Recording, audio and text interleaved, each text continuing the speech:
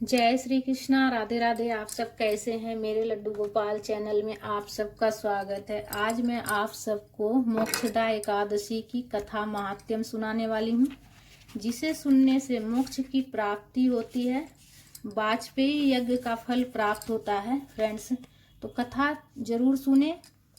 तो कथा इस प्रकार से है।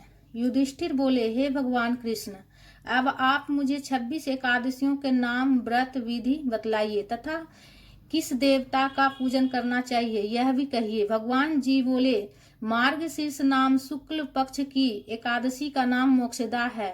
यथा नाम तथा गुण अर्थात मोक्ष देने वाला व्रत है। 12 मासों में मैं मार्गशीर्ष को उत्तम मानता हूँ। गीता में अर्जुन से कह चुका है, इससे कृष्ण पक्ष की एकादशी से प्रेम उत्पन्न होता है और शुक्ल पक्ष का व्रत मोक्ष दाता है। इस व्रत में दामोदर भगवान का पूजन करना चाहिए। आज व्रतधारियों के मान से मेरी उखल बंधन लीला का श्रवण करना योग्य है। अब मोक्षदा एकादशी की पौराणिक कथा सुनाता हूँ। प्राचीन गोकुल नगर में बैखानस नाम का राजा धर्मात्मा और भक्त था।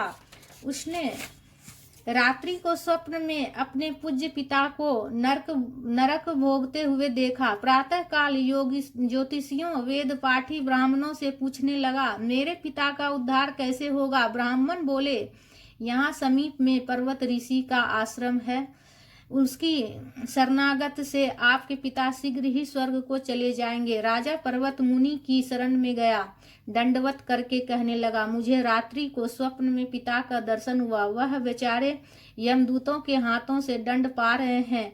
आप मुझे योग बल से बताइए, उनकी मुक्ति किस साधना से शीघ्र होगी? मुनि ने विचार कर कहा और धर्म कर्म सब देरी से फल देने वाले हैं। शीघ्र वरदाता तो केवल शंकर प्रसिद्ध है, परंतु उनको प्रसन्न करना भी कोई मौसी जी का भवन नहीं। देर अवश्य लग जाएगी। इस कारण सबसे सुगम और शीघ्र फलदाता मोक्षदा एकादशी का व्रत है।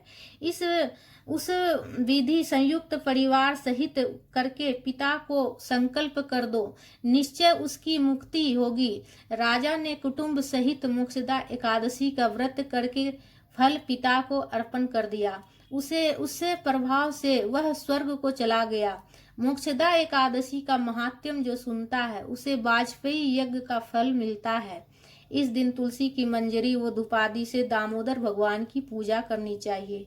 इस दिन बिल्व पत्र का सागर लेना चाहिए। बोलो विष्णु भगवान की जय, बोलो दामोदर भगवान की जय। हे प्रभु, कथा अगर पढ़ने में कुछ भी गलती हो गया हो तो प्रभु क्षमा करना। और हाथ में जो पुष्प है वो प्रभु के चरणों में अर्पित करेंगे। बोलो विष्णु भगवान की जय। तो इस तरह से कथा संपूर्ण हुआ। राधे राधे।